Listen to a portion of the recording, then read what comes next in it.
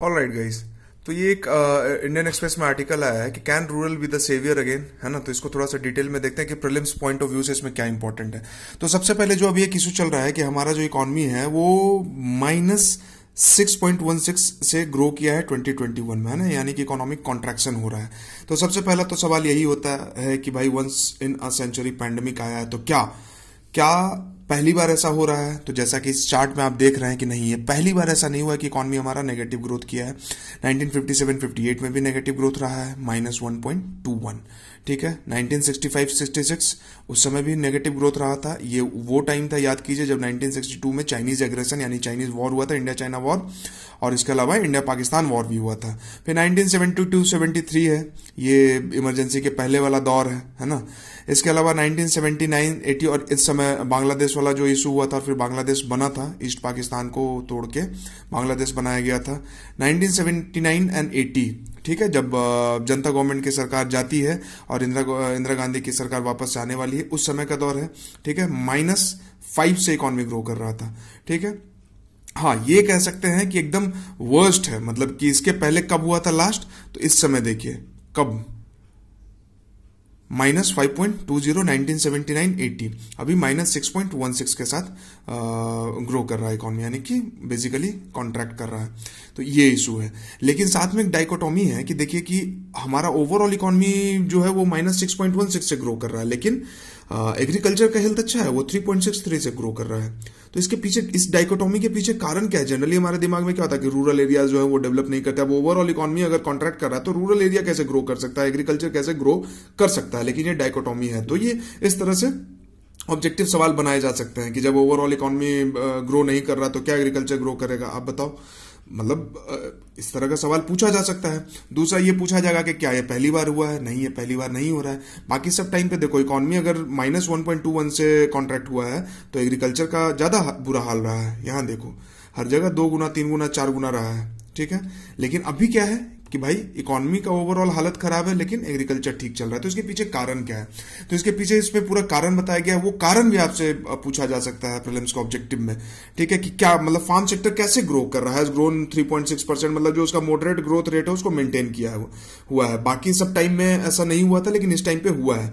तो बाकी सब टाइम में ऐसा नहीं हुआ था, उसका कारण आपको बता दिया गया कि देखिए, एक कारण तो ये था कि जैसे कि इंडो चाइना वॉर हो रहा था, फिर बांग्लादेश वाला इशू था, पाकिस्तान के साथ इशू था, तो वो सब चीजें चल रही थी, ठीक है। और उसके अलावा फिर उस समय क्लाइमेटिक रीजन भी था कि ड्रॉट सीजन था, ये सब मानसून ठीक नहीं था। अभी क्यों इतना अच्छा हो रहा है परफॉर्मेंस एग्रीकल्चर में? क्योंकि मानसून सही रहा, ठीक है। 2019 and 2020 were above normal monsoon years. तो जब बारिश अच्छी होगी तो खेती अच्छा होगा, खेती अच्छा होगा तो फसल अच्छी होगी, फसल अच्छी होगी तो एक तो कि फूड इन्फ्लेशन थोड़ा कंट्रोल में रहेगा, और दूसरी बात है तो जो शहर में जो कंज्यूमर्स रह रहे हैं उनको ज्यादा परेशानी नहीं होगी। और दूसरी बात क्या है कि जो ग्रामीण इलाके में लोग रह रहे हैं तो उनके पास भी पैसा आएगा। कैसे? जो लोग खेत में काम कर रहे थे तो उन्हें वेज मिलेगा, जो अनाज बेच रहे हैं उन्हें पैसा मिलेगा, ठीक है। तो फिर वो डिमांड करेंगे, ट्रैक्टर खरीदेंगे, मोटरसाइकिल खरीदेंगे, तो इस तरह से डिमांड मार्केट में इकोनॉमी में बना रहेगा। तो मानसून अच्छा है तो उसका पॉजिटिव इंपैक्ट हुआ। दूसरा जो कोविड रिलेटेड है कि agriculture was exempted from nation wide lockdown, ठीक है, तो इसका भी इंपैक्ट पड़ा। बाकी चीजों में आप देखिएगा कि लॉकडाउन का असर पड़ा, लेकिन एग्रीकल्चर को एग्जेम्प्ट किया गया था इसलिए उसका असर नहीं पड़ा है, ठीक है। तो ये मेन इशू था जिसको हमें याद रखना है। इसके अलावा क्या है कि देखिए, डिमांड साइड प्रॉब्लम है, सरकार क्या क्या कर सकती है। तो डिमांड साइड प्रॉब्लम को करने के लिए सरकार एमएसपी से पहले तो प्रोक्योर करती है। सप्लाई साइड प्रॉब्लम को ठीक करने के लिए, अगर मान लीजिए किसान उपजा रहे हैं और कोई खरीदने वाला नहीं है तो सरकार ने खरीद लिया, लोगों के हाथ में पैसा चला गया, ठीक है। लोगों के पास पैसा नहीं है तो पीएम किसान फंड से उनके पास पैसा दिया गया है। तो ये सब सरकार इस तरह का मेजर्स ले सकती है। इस तरह के कंडीशन को, अगर खराब कंडीशन हो एग्रीकल्चर रिलेटेड और क्रॉप रिलेटेड, तो उसको कंट्रोल करने के लिए। तो ये भी हम याद रख सकते हैं। याद क्या रखना है, मतलब ये तो नॉर्मल कॉमन सेंस है कि जब भी इस तरह का सवाल होगा तो आप सोच सकते हो कि भाई हाँ, लोगों के हाथ में पैसा होना चाहिए या नहीं होना चाहिए, पैसा कैसे जाएगा कैसे नहीं जाएगा, ठीक है। इसके अलावा क्या है कि अभी का कंडीशन पूछा जा रहा है कि अब जब ये सेकेंड कोविड वेव है तो क्या वो चीज सेम रहेगा या नहीं रहेगा। तो देखिए, पिछले बार क्या था कि रूरल एरियाज में कोविड जो है वो स्प्रेड नहीं हुआ था, लेकिन अब रूरल एरियाज में भी स्प्रेड हो रहा है। तो इसका तो जरूर कुछ ना कुछ असर देखने को मिलेगा, ठीक है। तो अब इंटरनेशनल प्राइजेस हैं। इंटरनेशनल प्राइस जो ग्लोबल कमोडिटी मार्केट है जिसमें वीट में soybean, palm oil, sugar, milk और बाकी जो भी कमोडिटीज हैं, तो उनका प्राइस जो है अगर नॉर्मल लेवल पे है तो हम जब एक्सपोर्ट करेंगे तो उससे भी पैसा आता है। मान लीजिए कि डोमेस्टिक कंजम्पशन थोड़ा सा कम भी हुआ तो एक्सपोर्ट करके उससे पैसा आ रहा है, उससे हमारा इकोनॉमी थोड़ा सा उस पर मेंटेन्ड है ना, एग्रीकल्चरल इकोनॉमी।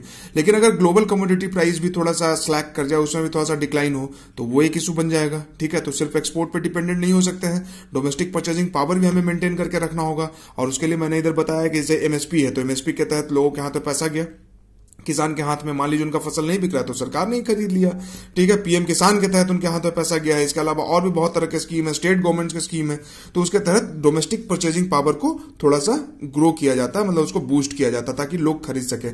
और वैसे भी इंडियन जीडीपी ग्रोथ जो स्टोरी है वो एक्सपोर्ट डिपेंडेंट नहीं है, वो हमारा डोमेस्टिक कंजम्पशन बेस्ड है। हम अपना डोमेस्टिकली कंज्यूम करते हैं और उसी पे बेस्ड है हमारा जीडीपी का ग्रोथ। तो डोमेस्टिक परचेजिंग पावर तो मेंटेन करके रखना ही रखना है। तो इस आर्टिकल में बेसिकली यही था, ये एक पॉइंट था, ये जो डाइकोटोमी हमने डिस्कस किया। ठीक है, पहले भी हो चुका है, कुछ कारण उसके मैंने बताए।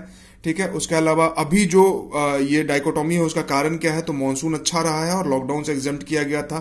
कंसर्न क्या है, कंसर्न ये है भाई कि सेकंड वेव आया है तो वो रूरल एरियाज में भी पेनिट्रेट कर रहा है, तो उसके वजह से प्रॉब्लम हो सकती है। ठीक है, तो ये था इसका।